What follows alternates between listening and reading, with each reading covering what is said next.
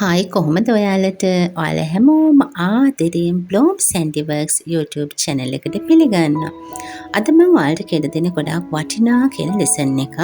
ඒ වගේම ළඟ එන අවුරුද්දටත් මේ වීඩියෝ එකට ගොඩාක්ම වැදගත් දෙයක්. මේ සඳහා ඔයාට සුදුසු මෙටීරියල් එකක් තෝරගෙන රෙද්ද හොඳ පිට කන පිට තෝරගෙන ඔයාට අවශ්‍ය තික පල්ලට මෙන්න මේ ආකාරයට ඔයා රෙද්ද කපා ගන්න. මම මෙන්න මේ බලුරාල තමයි දැන් මහන්න යන්නේ. එතකොට මම මෙයා ෆැබ්‍රික් පේන්ට් කරනවා. ඒ වගේම මෙයාව මහනවා. හෑන්ඩ් එම්බ්‍රොයිඩර් කරලා තමයි මම මේ ලස්සන ඩිසයින් එක හදාගන්නේ. ඊට පස්සේ අපිට ෆැබ්‍රික් පේන්ට් කරන්න අවශ්‍ය මෙන්න මේ කලර්ස් ටික. මම මෙතනට ෆැබ්‍රික් පේන්ට් කලර්ස් ටිකක් යූස් කරනවා. ග්‍රීන්, සැප් ග්‍රීන් එක, yellow, white, brown, gold කියන මෙන්න මේ කලර්ස් ටික. ඉතින් මට මුලින්ම හිතුණා මේ බලුරාල ඉන්න යටට අපි තනකොළ ටිකක් දැම්මත් හොඳයි කියලා. ඉතින් මම මේකට ඉස්සෙල්ලාම green, dark green, sap green එක, olive green එක වගේ කලර්ස් දෙක තුනක් මම mix කරලා තමයි මේ කලර් එක හදාගෙන මෙන්න මෙහෙම මම එයාම කලර් කරා. ඊට පස්සේ බලුරාලගේ මගේ නමුත් මගේ පින්තූරේ නම් තියෙන නිකන් රෝස පාටට වගේ. ඉතින් මට හිතුවා පොඩි brown touch එකක් දුන්නොත් හොඳයි කියලා. ඉතින් ඒ හින්දා මගේ යාළුවනි මම යාට බ්‍රවුන් කලර් එකේ ඒකෙත් මම කලර්ස් දෙකක් විතර යූස් කරා. මික්ස් කරගෙන තමයි මම මේම කලර් එක හදාගත්තේ. ඉතින් මම මෙන්න මේ විදිහට යාවත් කලර් කරනවා. ඊට පස්සේ මට එතන පොඩි ගෝල්ඩ් ටච් එකක් දුන්නත් හොඳයි කියලා මම මෙන්න මේ ගෝල්ඩ් එක අරගෙන එයාගේ චුට්ටක් අර ලයින්ස් වලට වගේ චුට්ටක් මම ඒක හයිලයිට් කරා. ඔයාලට මේ පේන විදිහට අන්න එන්නේ මේ සයිඩ් එකට මම චුට්ටක් එයාවත් මෙන්න මේ ආකාරයට ගෝල්ඩ් ටච් එකක් දුන්නා. ඊට පස්සේ මම මෙන්න මේ නූල අරගෙන අපි ඒකේ පටවල් 3ක් දාලා බෑක් ස්ටිච් එකෙන් බලුරාලගේ සම්පූර්ණයෙන්ම වටේම අපි මහ ගන්නවා. ඔය එම්බ්‍රොයිඩර් හෝප් එකට මේ පින්තූරේ දාලා ඊට පස්සේ බෑක් ස්ටිච් එකෙන් සම්පූර්ණයෙන් එයා වටේ මහ ගන්න. ඔයා මගේ channel එකත් එක්ක අලුතෙන් එකතු වෙන කෙනෙක් නම් මම මේ ස්ටිච් 10ක් මගේ ඊට කලින් වීඩියෝස් වල කියලා දෙලා තියෙනවා. ඉතින් ඔයා ඒ ස්ටිච් 10 ඉගෙනගෙන ඔයාට මේ වැඩේ කරන්න ඔයාට හරිම පහසුයි.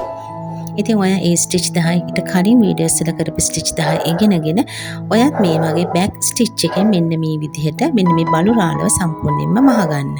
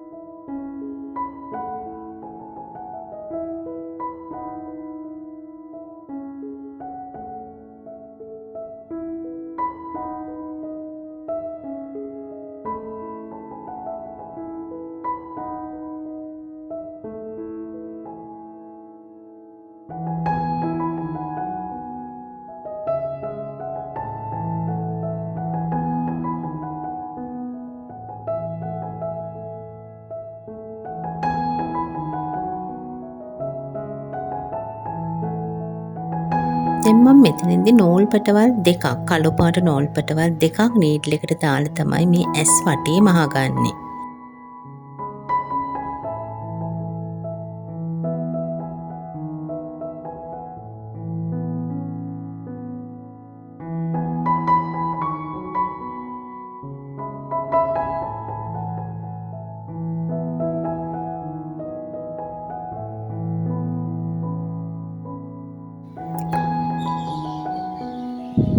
මගේ යාළුවනේ මම මෙතනදී නිල් පාටයි සුදු පාටයි ෆැබ්‍රික් පේන්ට් අරගෙන පේන්ට් බ්‍රෂ් එකකින් මේක චූටියට ලයින්ස් දෙකක් විදිහට මේ විදිහට මෙන්න මේ ආකාරයට මම මේක කලර් කරගන්නවා.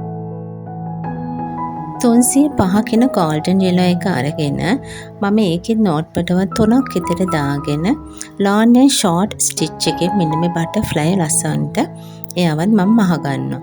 ඒ වගේම බටර්ෆ්ලයි ගේ මැදට මම සැටින් ස්ටිච් එකෙන් තමයි ඒ කොටස ෆිල් කරගන්නේ.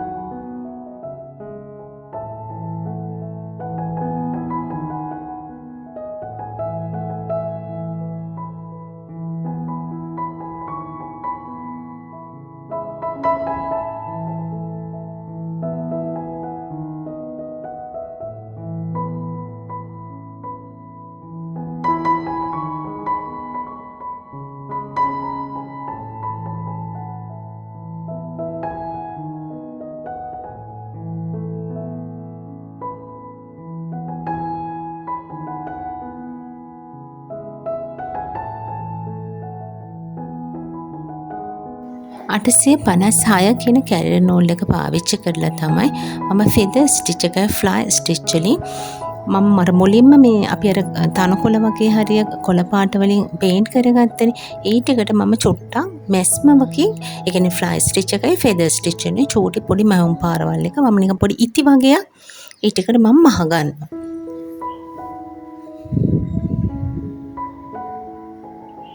මේ මහන්නෙත් මම ෆ්ලයි ස්ටිච් එකෙන් තමයි මේ වගේ මම කොළ ටික මහ ගන්නවා.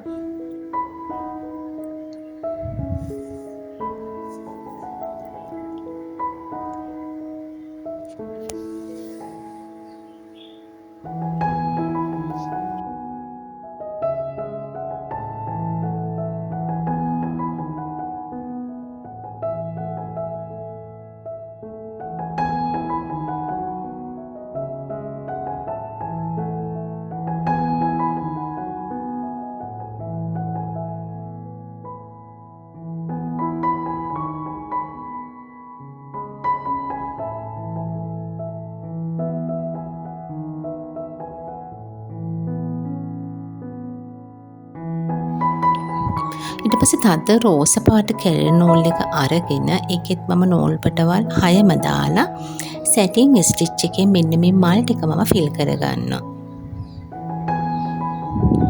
අපිට එම්බ්‍රොයිඩර් කරලා හරිම ලස්සනට නිර්මාණ කරන්න පුළුවන්. අපිට එකම එක දෙයයි ඕනේ පොඩ්ඩක් හිතන්න. අපි හිතුවොත් අපිට ලස්සන අපි කරන නිර්මාණ අපිට ගොඩාක් ක්‍රියේටිව් විදියට කරගන්න පුළුවන්.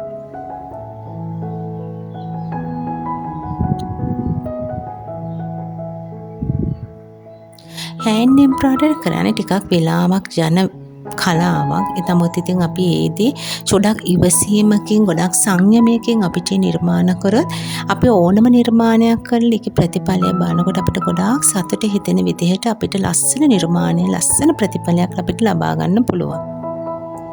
ඉතින් මං හිතනවා මම මේ කරන වීඩියෝස් වලින් ඔයා මොන හරි දෙයක් ඉගෙන ගන්නවා කියලා ඔයාගේ දැනුමට යමක් ඉගෙන ගන්නව නම් ඒක තමයි ඇත්තටම මේ වීඩියෝස් කරලා මම බලාපොරොත්තු වෙන දේ. ඉතින් මෙන්න මේ ආකාරයට අපි මේ ටික ලස්සනට අපිට මෙන්න මෙහෙම ෆිල් කරගන්න පුළුවන්. ඉතින් ඔයා ඒ කියන්නේ ඔයා නිර්මාණයකදී පාවිච්චි කරන නූලේ වර්ණය ඩාර්ක් කලර්ස් ලයිට් කලර්ස් වගේ ඔයා පාවිච්චි කරන නූලේ වර්ණය අනුව තමයි ඔයා කරන නිර්මාණය ගොඩක් ලස්සන නිර්මාණයක් බවට පත් වෙන්නේ. ඉතින් මම මෙතනදී ඇත්තටම කැරියර් නූල් පාවිච්චි කරා. ඒ වගේම ෆැබ්‍රික් පේන්ට් වලින් මම පේන්ට් කරා. ඉතින් ඔයාට මේ නිර්මාණය පුරාමටම දකින්න පුළුවන්. ඉතින් ෆැබ්‍රික් පේන්ට් ඒ වගේම කැරියර් නූල් වලින් තමයි මම මේ ලස්සන නිර්මාණය කරේ.